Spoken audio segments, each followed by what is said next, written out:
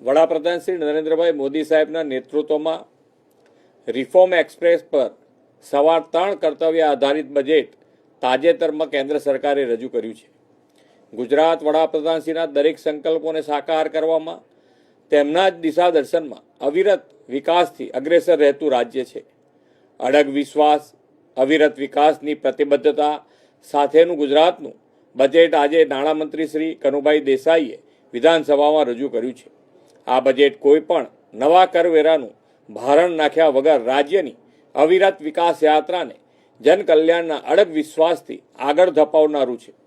આજે રજૂ થયેલું બજેટ વિશ્વાસ આધારિત શાસન અને માનવ કેન્દ્રિત આર્થિક માળખાનું વિઝન પાર પાડનારું છે એમ હું સ્પષ્ટ માનું છું.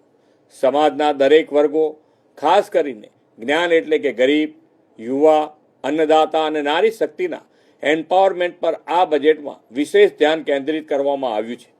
2026-27ના બજેટનું કદ 4,08,000 કરોડનું છે, એટલે કે ગયા વર્ષ કરતાં 10.2% વધારાનું આ બજેટ સાઇઝ થઈ છે.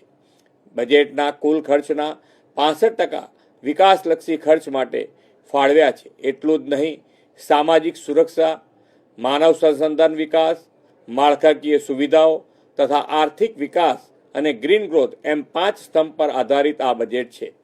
Education, sports, art and culture માટે 20% એટલે કે 64,000 કરોડથી વધુ રૂપિયા ફાળવ્યા છે. શિક્ષિત, સજ્જ, ઉત્કૃષ્ટ અને ભવિષ્ય માટે તૈયાર યુવા શક્તિના નિર્માણ માટે બજેટમાં નમો ગુજરાત કૌશલ્ય અને રોજગાર મિશન માટે 226 કરોડ રૂપિયાનું પ્રાવધાન કર્યું છે. આરોગ્ય, સુખાકારી, સામાજિક સેવાઓ માટે 19% તેમજ કૃષિ, સિંચાઈ, પાણી માટે, શહેરી વિકાસ માટે 11%ની ફાળવણી થઈ છે. તે સૌના સાથ, સૌના વિકાસની વડાપ્રધાનશ્રીની નેમ સાકાર કરશે. આ વર્ષે કેપિટલ એક્સપેન્ડિચર માટે 39% રકમ ફાળવવામાં આવી છે. તેનાથી સતત, અવિરત અને ગતિશીલ વિકાસની ગતિ પ્રુડન્ટ ફાઇનાન્શિયલ મેનેજમેન્ટને કારણે વધુ તીવ્ર બનશે. વડાપ્રધાન શ્રી મોદી સાહેબે ગ્રીન ગ્રોથ માટે કરેલા આહવાનને ઝીલી લઈને આ વર્ષના બજેટમાં 15,000 કરોડથી વધુની રકમ ગ્રીન બજેટના ભાગરૂપે ફાળવી છે. શ્રી મોદી સાહેબના આગવા વિઝનના કારણે આજે ગુજરાત ગ્લોબલ ટુરિઝમ મેપ પર ચમક્યું છે. પ્રવાસન ક્ષેત્રને વધુ નવી ઊંચાઈ મળે તે માટે વર્ષ 2026ને ગુજરાત પ્રવાસન વર્ષ તરીકે જાહેર કરીને 6500 કરોડ રૂપિયાની બજેટ જોગવાઈ કરી છે.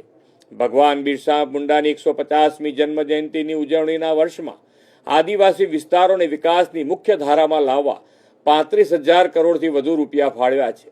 4 આદિવાસી જિલ્લાઓના 18 તાલુકાના 51,480 હેક્ટર વિસ્તારમાં ઉદ્વહન સિંચાઈ યોજનાનું આયોજન પણ કરવામાં આવ્યું છે. આદિવાસી યુવાનોને ઘર આંગણે રોજગાર અવસર માટે આદિવાસી વિસ્તારોમાં 5 નવી જીઆઈડીસી સ્થાપના કરવામાં આવશે. આદરણીય વડાપ્રધાન શ્રી નરેન્દ્રભાઈ મોદી અને કેન્દ્રીય ગૃહ તથા પ્રથમ સહકારિતા મંત્રી શ્રી અમિતભાઈ શાહના પ્રયાસોના પરિણામે અમદાવાદને કોમનવેલ્થ ગેમની યજમાનીનો અવસર મળ્યો છે. આ માટે સ્પોર્ટ્સ ઇન્ફ્રાસ્ટ્રક્ચર અને આધુનિક પરિવહન સેવાઓ સાથે ઓલિમ્પિક રેડી અમદાવાદ માટે 1200 કરોડથી વધુ રૂપિયાની ફાળવણી આ બજેટમાં કરી છે. રાજ્યમાં ફ્યુચર રેડી ઇન્ફ્રાસ્ટ્રક્ચરના નિર્માણ માટે ગુજરાત હાઈસ્પીડ કોરિડોરમાં ₹800 કરોડના રોકાણ દ્વારા નેક્સ્ટ જનરેશન કનેક્ટિવિટીનું નિર્માણ થશે. ક્લાઇમેટ રેઝિલન્ટ અને ન્યૂ ટેકનોલોજીનો માર્ગ માટે 600 કરોડ રૂપિયાની ફાળવણી કરવામાં આવી છે. હવેનો સમય એઆઈ અને ડીપ ટેકનો યુગ છે. ગુજરાતને એઆઈ અને ડિજિટલ ગવર્નન્સના ઇનિશિયેટિવના અગ્રેસર રાખવા 850 કરોડથી વધુની રકમ ફાળવી છે અને ડેટા ફ્યુઝન સેન્ટર તથા સેન્ટર ઓફ એક્સેલન્સની જાહેરાત કરી છે. રાજ્ય સરકારે 6 રિજિયનલ ઇકોનોમી માસ્ટર પ્લાનથી સંતુલિત આર્થિક વિકાસની નેમ રાખી છે. તે માટે લગભગ 7,000 કરોડ રૂપિયા ફાળવ્યા છે અને વિકસિત ગુજરાત 2047નો માર્ગ વધુ ઉજ્જવળ બનાવ્યો છે. આપણે વડાપ્રધાનશ્રીની પ્રેરણા અને માર્ગદર્શનમાં સોમનાથ સ્વાભિમાન પર્વની ગૌરવમય ઉજવણી કરી રહ્યા છે. આ સ્વાભિમાન પર્વ સાથે પ્રત્યેક ગુજરાતી ગુજરાતના ગતિમાન વિકાસનું ગર્વ લઈ શકે તેવું સર્વસમાવેશી બજેટ આપવા માટે નાણામંત્રી શ્રી કનુભાઈ દેસાઈ અને તેમની સમગ્ર ટીમને અભિનંદન આપું છું.